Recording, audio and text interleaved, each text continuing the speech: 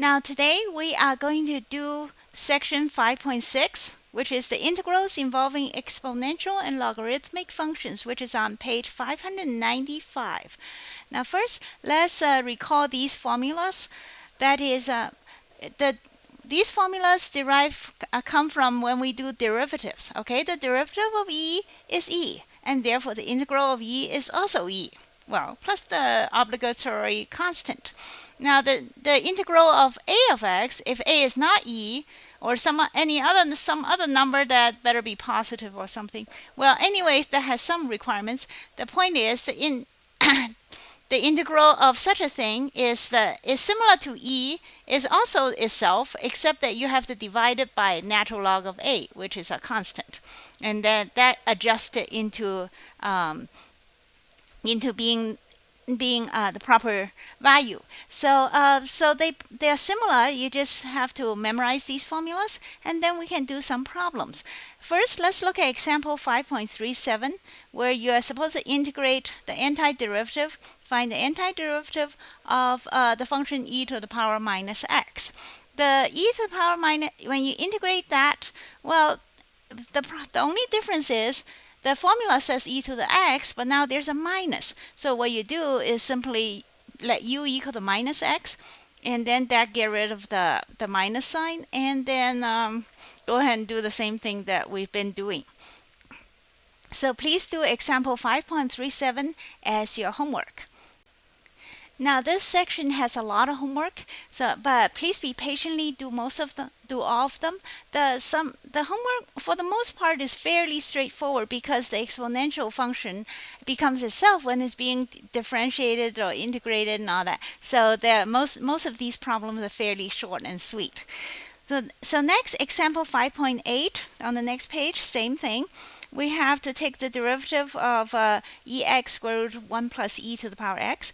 Now what you notice is that what's under the square root, when you take the derivative of it, becomes the e to the x that's attached, which means you have a chain rule situation here. So you can let u equals to what's under the square root, the 1 plus e to the power x, and then everything will come out nice and smooth.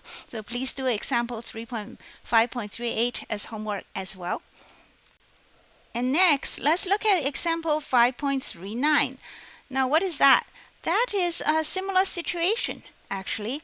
If you have e to the some kind of a complicated power, but you notice that the power, when you take the derivative of the power, it just happens to be that thing that's in front. You know, the derivative of x cubed is equal to 3x squared. The number does the constant multiplier 3 doesn't matter. Okay, you can adjust that because that can be taken in and out of the integral symbol anytime. Is when you have a variable, then it better match exactly, which in this case it does. So you simply let u equal to the exponent, which is the 2x to the power 3, and then things works out nicely with the substitution rules. So please do example 5.39 as your homework. The same as example 5.40 is a straightforward word problem. So I'll let you do that as homework as well. Next, example 5.41, we have to look at a definite integral. That is, you have to do the evaluation theorem. But again, this is fairly straightforward. You just figure out what the integral is, and then evaluate it at the two limits. Notice that when you transform, when you use the substitution u, right? Don't forget to transform u accordingly from x. That is, you can't use the same integration numbers. For example, when you transform, see, you're transforming e to the power 1 of x into e to the u by using u as 1 minus x. In that case, you must figure out if u equals 1 minus x, when x is 2, what is u? You know, u is minus 1. When x is 1, what is u? Well, then 1 minus 1 is 0. So you have to remember to do that. If you don't do that, then you come out with garbage in your answer. Okay, that doesn't make any sense at all. So as long as you remember to do that, then you should come out okay. So please do example 5.41 as homework. Now, example 5.41 5.42 is another straightforward word problem. So please do that. And the same as 5.43. So please, I wrote down those two things for you to do homework as well. And with that, let's move on to example 5.44, where you integrate a fairly straightforward exponent. Now notice that with this you can do substitution easily because you're trying to do e to the power x, right? E to the power 1 over x. Now what is the derivative of 1 over x? That's 1 over x squared, which happened to be conveniently sitting there. So which means this thing is going to work out nicely. If you let u equal to 1 over x and then do the process, the only difference here is then once you're done, you have to do the evaluation. And when you do the evaluation, don't forget to transform the numbers from 1 to 2 to which is what x is supposed to go, and transform it accordingly to u. What is u when x, because u is 1 over x, so you got to do the, figure out where the math goes and make it all come out. And right. So having said that, then let's get to the next section. Okay, so we've gone through the integral of exponents. So now let's get to logarithm. Logarithm is related to the exponent, and the formula for logarithm is set as something like this. We're right now on page 601, I believe. Yes. So on this page, we have 3 logarithm formulas. These are, the formulas are derived from taking the derivative. Like if you take derivative of the things on the right side, okay, then they'll all end up being the things on the left side. We already know the derivative of natural log is 1 over x. But what becomes exactly natural log of x when you take derivative? Well, it ends up being that x natural log x minus x. Well, just works out if you do it. And the same thing, and similarly, if you're not doing natural log, if you're doing like log base of some number a, then the relationship is similar. Okay, you notice the answer is similar to just integrate natural log, with one only difference: you have to divide by the natural log of a. And this which is a constant. This division, you remember that we saw a little earlier with e is the same thing. If you integrate a to the power x, it's still equal to a to the power x, except that you have to divide by the natural log of a to adjust something. And anyway, to make it come out. So having said that, we will let's look at example 5.45, where we find the antiderivative of some kind of a function. And we will follow the formulas, the 3 formulas that we just did before. Okay, and this one is a simple one, right? It's just 1 over x. So then we will let u equal to the denominator, x minus 10, and then once you do that, then everything should come out very nicely and short and sweet. So please do example 5.45. Next, let's look at example 5.46, which is on page 602. We are supposed to find the antiderivative of this thing in here. Okay, now that sure looks complicated, right? You have a fraction, you have polynomials on top and bottom, there's a plus sign there, and everything looks hard. Well, it looks hard until you realize that the x, when you take the derivative of what's on the bottom, x to the power 4, that becomes 4x to the power 3. So let's take the derivative of this thing. What is the derivative of the denominator? That becomes 4x to the power 3, right? Plus 3 times 2 is 6x. Now that's a perfect multiple of what's on top. It has to be perfect, okay? If this number is not 3, let's say if it's 2 or something, then this trick is not going to work. It has to match exactly. But this does match exactly within the multiplying of 2. So if you factor out the 2, then it's equal to 2x3 plus 3x, right? Which is exactly like that, word for word. Now remember, when I say that a constant can pull out of the integral, I'm talking about the constant that's multiplying by everything. The constants within the plus sign is you're not going to pull that 2 out, right? So then So then this part has to match exactly, and it does. So then what that means is that we have a use substitution that'll work. So what we're going to do is let u equals to this thing, which okay, so we'll let u equals to x to the power 4 plus 3x squared, and then du equals to that, right? So 4x to the power 3 plus 6x times dx, okay? And then we will factor out the 2, which means so that this looks exactly like it. So we have 2x cubed plus 3x dx equals to du over 2. Okay, need to talk louder. Du over 2. So so then we have, so that's taking care of that, and that's just u. So our entire integral is fixed. I mean, is figured out. So we have u on the bottom, okay, and then du on the top. Don't forget the 2. We'll put the 2 somewhere.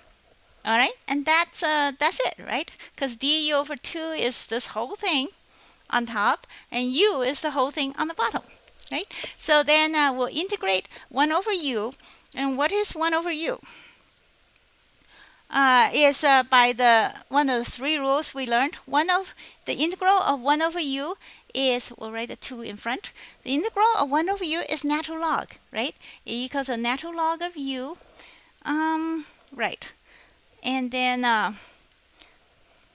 plus some constant. All right, so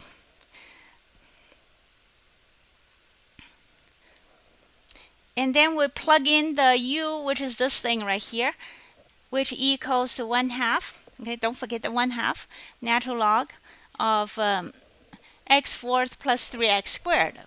X to the power 4 plus 3x squared. And then, yeah. And then plus a constant. Now your book write this in the absolute form, which is fine, but being the x fourth and x squared is always positive, and it's not necessary to write the absolute value. But if it was some other problem, then you might need the absolute value. So, but this one you really don't have to. Okay, so that's example 5.46. Next, let's look at example 5.47. The next example says, want you to find the integral of log base 2 of x. Now that is just to use the formula directly, because we have a few minutes ago learned how to do the integral of log base a of x. Then you just push that formula in there and you're good to go. So please do example 5.47, and we'll now move on to 5.48, where we will do the integral of some trigonometric function. Now example 5.48, we're supposed to calculate this time the definite integral, which means we need to evaluate it when we're done, which is okay because you're just going from 0 to the power 2. Pretty easy numbers. But in the meantime, how are we going to integrate this thing? First, you notice that what's on the bottom? The derivative of 1 plus cosine. The cosine derivative is just minus sign. You know, besides the minus sign, this is taken care of. So we're good. Let's do the use substitution. So we'll say that u equals to 1 plus cosine x, and then du then equals to derivative of cosine is minus sine x dx. All right, and then so then we'll just drop the minus sign on the side. Okay, then we're all good. And yeah, so everything's taken care of. Oh yeah, we need to worry about the ends. Okay, don't forget the ends. So if u equals 1 plus cosine x, then when x equal to 0, okay, then u will be equal to cosine 0. 1 plus 1 is 2. And then when x equal to pi over 2, the other value, the upper limit, if x equal to pi over 2, then u equals to cosine of pi over 2 is 90 degrees. Cosine of 90 degrees is 0, so that equals to 1. And you have to integrate it carefully, okay? When the 0 matches 0, 0 is on the bottom, so u equal to 2 is on the bottom. And then when x is pi over 2, then u is 1, pi over 2 is on top, so the 1 is also on top. That's important. Otherwise, you'll get a negative value if you switch these things around wrong. Because when you switch these things, you slap a negative sign in front. That's one of the rules. So, and then the fact that this is bigger than that is no big deal. Okay, we are just following the rules, and it doesn't matter what happens as long as you follow the rule properly. So let's plug everything properly.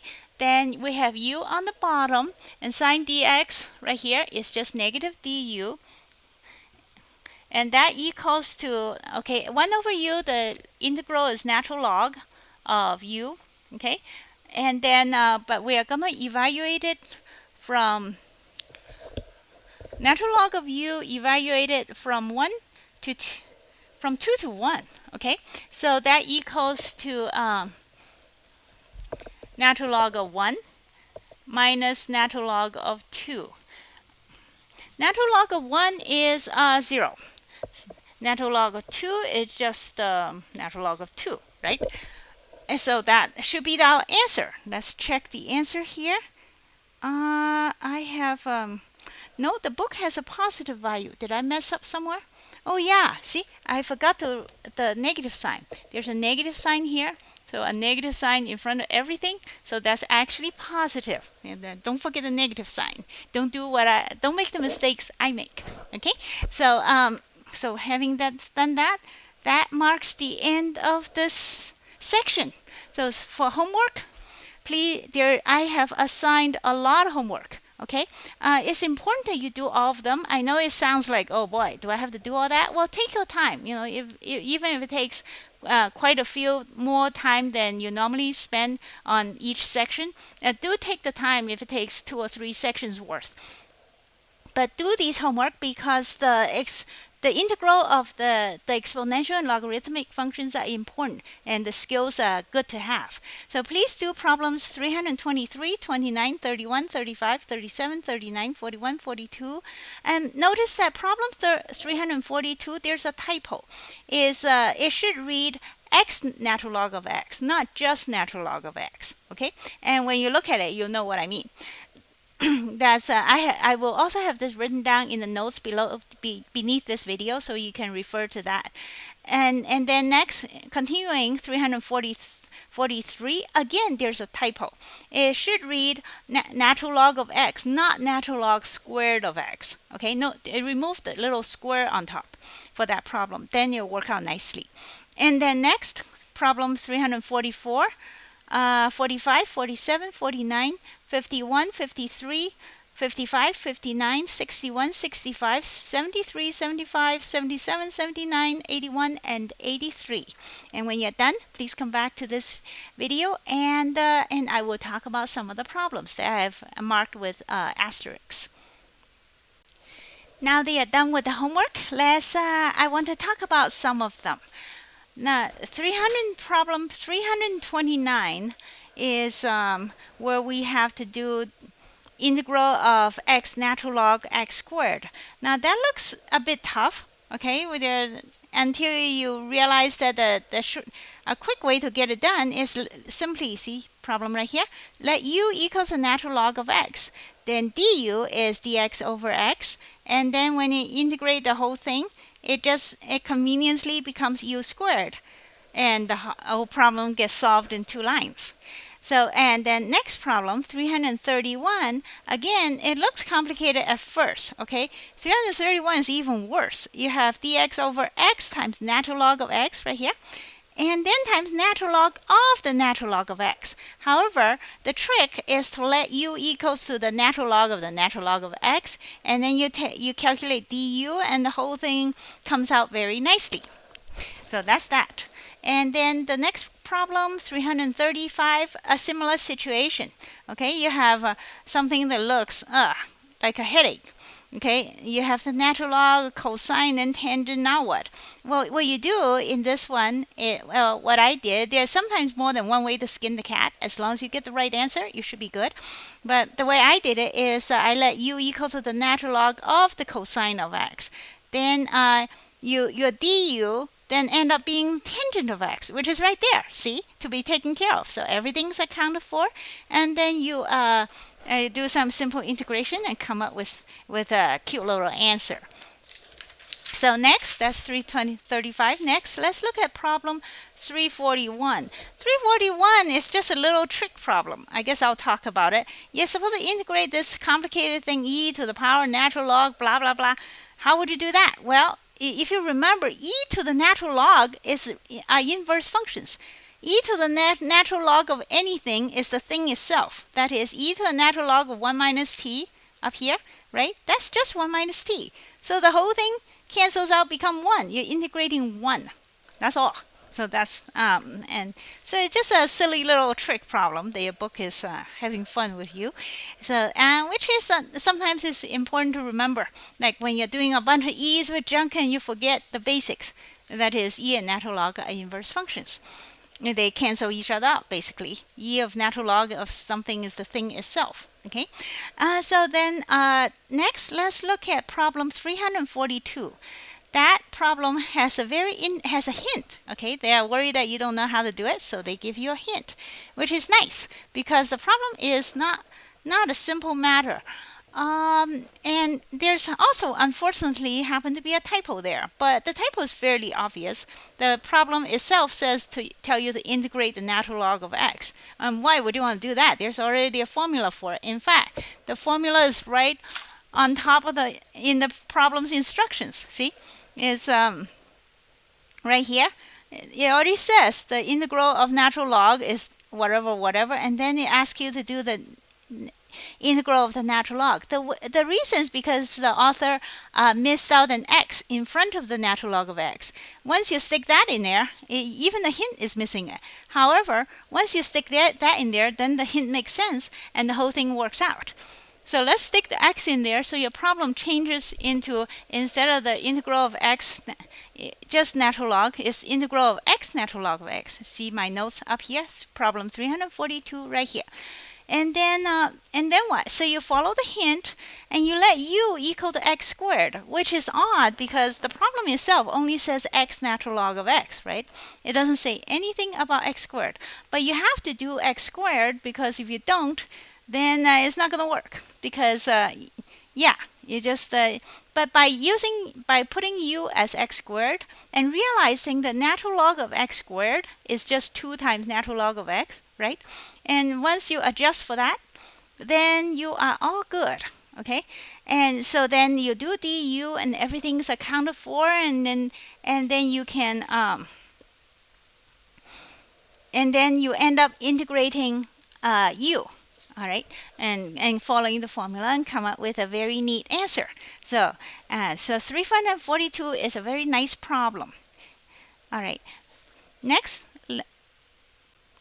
Now the next problem, problem 343, has an extra. I have in my notes that the natural log has a square. Okay, the problem says you have to integrate x squared and then natural log squared, and that is going to be very, very tough until I eventually figured out that there's no squared on the natural log, as I mentioned in the notes. Okay, it's just x squared natural log x. That's it. So remove the second little 2 on top, and that's in front of the on top of the natural log, and then the problem makes much better sense and end up being equal to the answer at the back. So problem 343 is all right. How do we do that? We will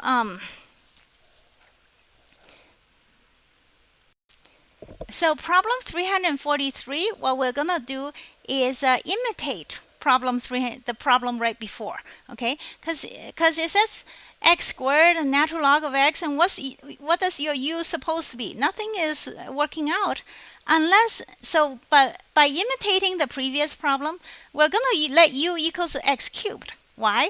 Because once you do that, everything falls into place. Okay, then everything is accounted for, and you have a very simple integral you end up integrating just the natural log of u and come up with a nice clean little answer that is also happens to be correct.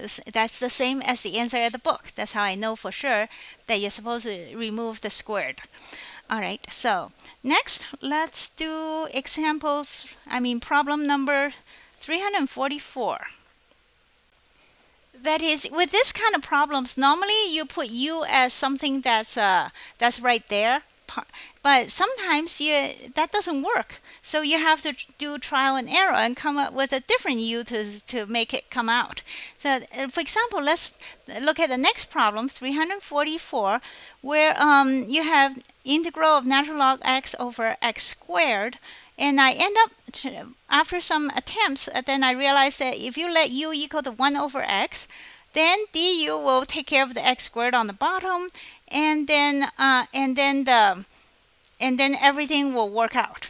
Okay, because then x equal, well, whatever. The point is, it all comes out nicely. Because you are doing the natural log of 1 over u, and that just means you stick a negative sign in front, and it all works out nicely. Now the same thing happens in problem 345, where you integrate the natural log of x over the square root of x. Again, that looks hard, right? I mean, nothing is anybody else's derivative, so you try different things for u. In this case, we can just use u equals the square root of x, and then you work all the derivatives out, and everything is taken care of. And then very quickly you can apply the integral for the natural log, and then come up with some neat and clean answer down here. See? Let me move my hand so you can see it. All right, so now let's look at the next problem. Next, let's look at problem 347, where you are supposed to integrate the function e to the power t up here. Right, okay, 3e to the power t, and you're supposed to integrate it from 0 to natural log of x. So you're thinking, there are two variables here. How do I handle it? Nothing. The natural log of x, as far as you're concerned, is just the constant for the moment. Okay, so you do exactly that. You integrate it, e to the power t, and then you slap natural log of x in there as the number at the upper limit, and then subtract by the other one, and then e to the power natural log is just the item itself, okay, because they're inverse functions. So then that equals to x, and e to the power 0 is 1, so that answer is x minus 1. See? Quick and easy. These problems are not always hard. And the same way with problem 349. And problem 349, we're supposed to integrate a bunch of sums and differences of sine and cosine and stuff. And that looks hard until you realize that the derivative of the bottom is the top. Okay? And because there's a change of sign. Let's see, did I write that right? du is sine is cosine, and cosine is minus sine. And then and then you have to factor out a negative sign also, and that will everything will come out.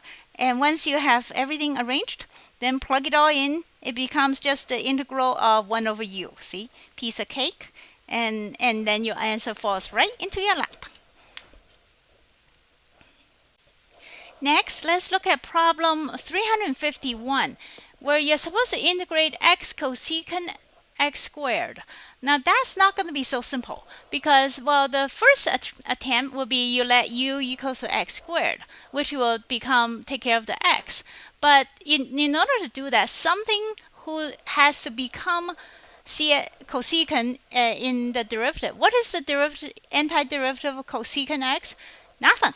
Not that I know of. There's nothing that goes directly to cosecant x. I think there might be something that equal to, well, there's something might be equal to cosecant square or something. You have to check the integral chart. The point is, there is nothing. Okay, nothing just goes to cosecant itself. I think something goes to cosecant cotangent, right? Or something like that. The point is, you can't find anything. So now what? Now you got a problem. So you might try different things, and then you wear yourself out, and eventually, here's what the solution is. You have to pull off this stunt, okay? And like I have mentioned several times, that the integration is not a guaranteed process. It's not like differentiation. Differentiation has a rule for basically every expression. I mean, everything you get, every formula, you know how to take the derivative. It might take a long time getting through all the grunt work, but eventually you get done. That is not true with integration. Sometimes there's simply nothing that will become the cosecant. I mean, from the charts anyway, or the list of rules. So you have to pull off a stunt, and hope that you can find such a stunt, and some kind of a trick to make it come out. So here's the trick for this particular problem. Every problem has a different trick. That's assuming it can be integrated at all. Sometimes no trick is found. But in this case, we have a trick. Okay, here's the trick. So what you do is x CSC x squared. That's the original problem. And we're going to multiply it by this long complicated thing. CSC x squared plus cotangent x squared, and the same thing on top, CSC x squared plus cotangent x squared. Okay, we're going to multiply this fraction, which is the same at top as it is on the bottom, so it cancels out. Which means this is just 1. We're multiplying this function by 1, so nothing's different. All right, so now we're making this thing a lot more complicated. And why are we doing that? The answer you will see in a second. And then from this point, then we will let u equals to this thing on the bottom. Well, they're the same, but we'll let u equal to that thing. Okay, so u equals the cosecant x squared plus cotangent x squared. And then we'll take the du, which is we'll take du. Okay, so du equals to derivative of cosecant is minus cosecant cotangent. Oops, I need my x here. Minus cosecant x cosecant cotangent. All right, and then cotangent x, and in this case is x is squared. Being the x is squared, then we need to take the derivative of what's inside the x squared, which becomes 2x.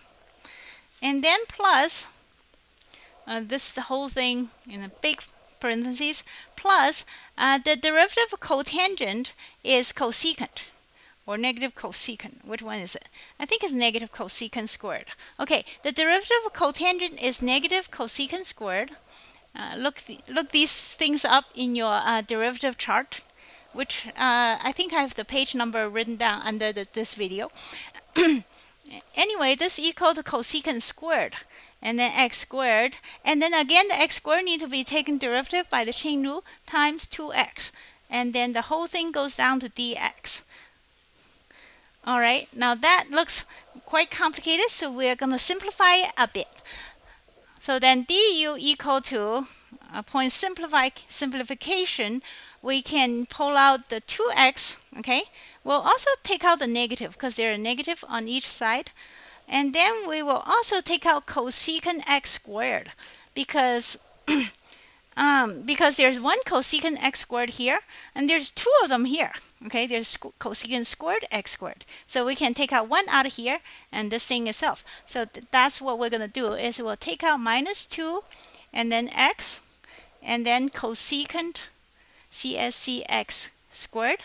Okay, so then what's left here is just the cotangent x squared, and then what's left here is cosecant x squared, CSC x squared. Okay, this is all done very carefully. Try not to mess up, because all right. So now you look at, okay, so what is du? du, as you notice, besides the negative 2 sign, which we'll put it down here, but besides the number the constant multiplier adjustment, du is exactly x cosecant x squared, that part, okay, and then cotangent plus cosecant up here, and then dx. That is, du is this entire thing, not counting the minus 2. So the whole thing is taken care of, and then u is this whole thing on the bottom. So the entire integration gets transformed into, okay, we'll put minus 2. The minus 1 over minus 2, we'll put it down here, du. Okay, that is the entire top object, right? Double, and then what's on the bottom? Just u. And then we are good. Yeah. Okay. So now we just have to integrate this thing instead of that. Okay. And this thing, of course, is equal to some kind of natural log, right? So it equals to minus 1/2. Don't forget this thing. And natural log of u. And what's u? U equal to that. So we plug that back in. So that equal to minus 1/2 natural log of, we'll write this thing, u is this one, okay? Okay, CSCX squared plus COT cotangent x squared. And that's the integral, and that's correct if you look up the answer. And of course, never forget the constant, okay? To calculate the indefinite integral, you always add the constant. So then you have all of this.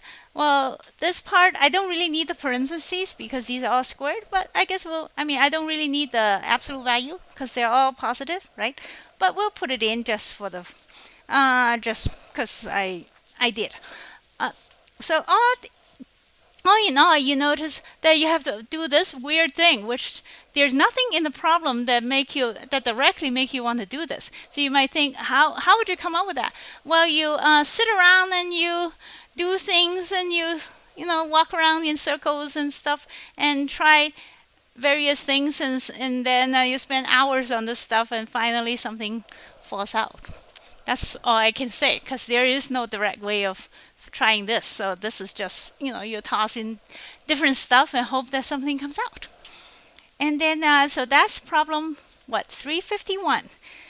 And next, problem 353. Next, let's look at problem 353, where you are supposed to integrate the natural log of cosecant, right? Yeah, up here. The natural log of cosecant, okay, and times cotangent. The trick there is let u equal the natural log of cosecant. Then when you take the du also have cosecant in there, and then it cancels out nicely. And then everything else just falls right into your lap. Okay, so next, let's look at problem 361. I think it's the same thing, where you're integrating something about y plus 1, y minus 1, and stuff. So what you do is, if you let u equal to y plus 1, then everything comes out pretty nicely. And then do the, yeah, that's about it. I guess that's all I said about it. And then next, let's look at problem 365. Now, problem 365 asks us to do this complicated looking thing. Look at this thing. Okay, it looks fairly complicated, but we'll try the basic way anyway. So let's let u equal to natural log of x.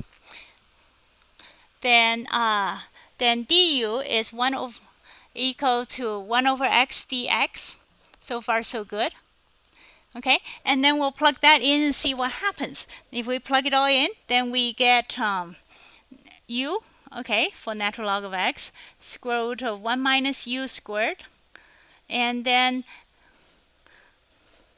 sorry, this is du equals to dx over x. All right, dx over x. Okay, so there's so that's so far so good. And then dx over x is just du. So we don't even need the fraction line. So the fraction, so we have we're doing pretty good here, right? And then and this thing, how do you do that? This thing, you notice the derivative of inside. The fact that this is u means nothing. Okay, it might as well just be x. It's the same story.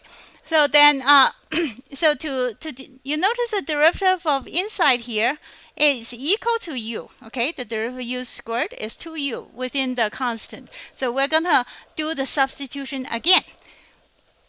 So we'll come up with a different variable. This time I will call it w.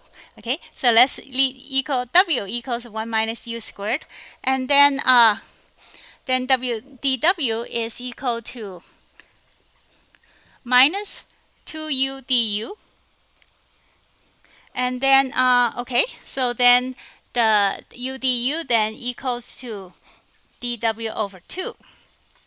Well, so that we have everything matched up.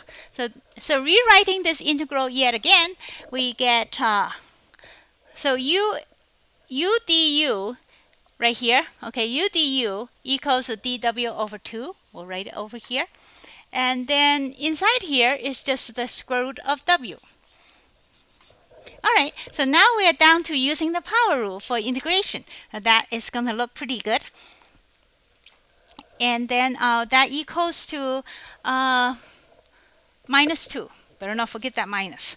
All right, so then we integrate this thing. That equals to w. The square root is power 1/2. Add 1. That becomes 3/2 divided by the power 3/2. Okay, and then that's about it.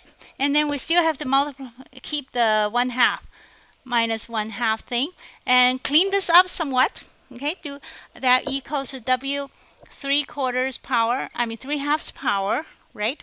And then keep the minus sign, and then this becomes 3. 3/2 times 2 is 3. Okay, and then now we got but w is not our answer. We need to plug it back. Okay, w is 1 minus u. So we need to copy that down. That equals to minus 1 minus u squared. 1 minus u squared, 3/2 to the power 3. Okay, so far so good. But that isn't good enough because u is actually natural log of x. So we need to plug that in. And then so we get that equals, so we'll write it as minus 1/3. Put the 3 in front. And then, what was it? Natural log of x. 1 minus natural log of x squared to the power 2/3. 3/2, sorry. Right, copy that down, plug the u in. And then we cannot forget the c. All right. And that should be the answer. Next, let's look at problem 373, where we have integrated a simple little problem, but with log base 2, which we haven't done so far, because we mostly focus on the natural log. But if it's some other log, then some other base, that's fine too, because the rule says if you were to integrate that, the integral of, the derivative of some other log is just you just have to add the, let me write that down. So in other words, the log base 2 of x, what happens when you take the derivative? Well, the rule says, if you look it up, it says it's equal to 1 over x, just like the natural log, except that you have to stick natural log of the base, which is 2, next to it. Okay, so it's similar to the regular natural log. You just have to remember to add this constant, which is natural log of the base 2 in this case. So having done that, then we are going to do the same substitution as we've done before. Then u equals to, let u equal to log base 2 of x. Then you calculate du, and du equals to, as the rule says, the derivative is 1 over x. Okay, just like the natural log, except that you have to attach natural log base 2 in there for the adjustment, and then it's all good. Dx. All right, so then we have right here dx over x, so we'll put the constant on this side, which means natural log of 2 du equal to 1 over x dx. So now we have the whole, here's u and here's du all taken care of. So this thing becomes, but there's one more thing, however, we better not forget. That is when we transform, we're doing a definite integral. So when we transform here, we have to figure out what u is in the new value. So when x is 32, okay, this number, what's u? U equals to 2 to the what power equal to 32? That would be 5, right? Yes. And then when x is 64, 2 to the what power equal to 64? That would be 6. U equal to 6. Okay. To the third power is 8, so to the sixth power is 64, and so on. So then we have, so now we have all the parts ready, and let's write that in. Okay, integrating from 5, okay, represent 32, and 6 represents 64. Of u is just that, right? And then du is and then you have to write down natural log of 2 du, where natural log of 2 is just a number. All right. And that is just integrating by the power rule, which is we'll write down the natural log in front. Okay. Natural log 2 in front, and then u squared over 2, right? And we're evaluating with u equals to 6 and to 5, which means okay, so we have natural log of 2 over 2, and then 6 squared minus 5 squared, which is something squared, and that equals to whatever. Okay, figure that out. 11, I guess. So that's the right answer. And let's look at the next problem. Next, let's look at problem 377, where you integrate x to the power e to the minus x squared.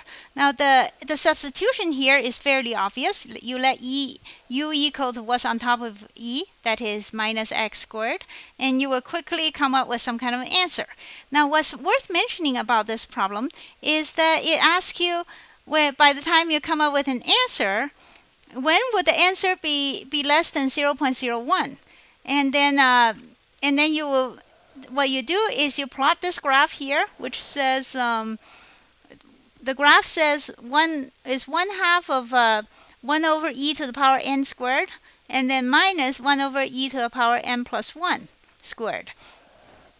So then if you plot the graph, you'll quickly realize that by the time the n equals to 2, the graph has already become very small. When I plotted the graph, I find out that it looks something like this, okay, which I thought was quite interesting. The graph looks something like this, right? It has it goes straight, and then it goes something like up and down, or maybe down and up, I don't remember, but something like this, and then it goes perfectly straight again. No, I think it goes down and up, sorry. It goes up and down the other direction.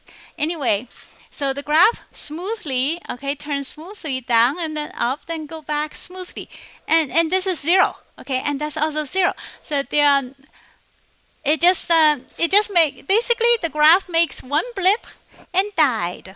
Now, how interesting is that? Not many graphs can stay 0 forever on both ends, just because when it's not the straight line 0, right? It just makes one nice blip and then died on both ends. I thought it was very, very cute. It doesn't actually die. It just approaches 0 very close and very quickly, so you can't tell the difference very soon. Like by the time n is 2, and this is negative 2, it completely collapsed.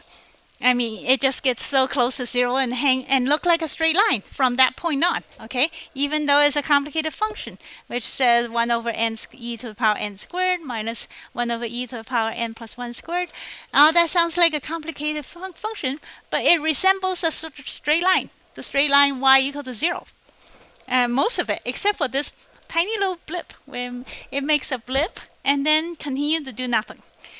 I thought that was very interesting. You might think, what's that good for?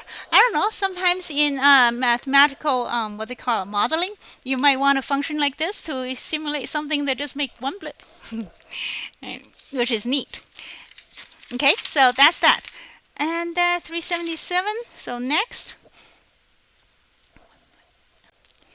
Now, the rest of the 4 problems I want to talk about, they're not directly related to the integration of e or exponent or logarithm, but they are still somewhat interesting. So I want to talk about it, but only quickly. So I'll just show you my notes. And for example, if you 379, you are supposed to show that the integral of 1 over b to 1 over a of 1 over dt is by the time you work around it, it'll beat it into from A to B. Okay, that kind of thing, which is cute. So you go ahead and do that. And the next part, 380, is you're just trying to come up with a formula for f to the power of g, where f and g are both functions. And so you do the trick is you put them as e of something. Okay, so then yeah, and if you beat around with the e, yeah, then everything comes out. And then with problem 380, you can do problem 381, where yeah, you use the formula that you got from problem 381 to do 380 in order to do problem 381. That comes out nicely. And then one more thing is problem 383, which is just a well, just a silly little problem, I think. But silly or not, I think you have to do the natural log pretending that you don't know how it works or something, which is okay. So that is problem 383, and you just yeah, do that, and then that will come out. Again, that's not directly got to do with integration, but I think they are fun to do. Okay, so and with that, we mark the end of this video. This section.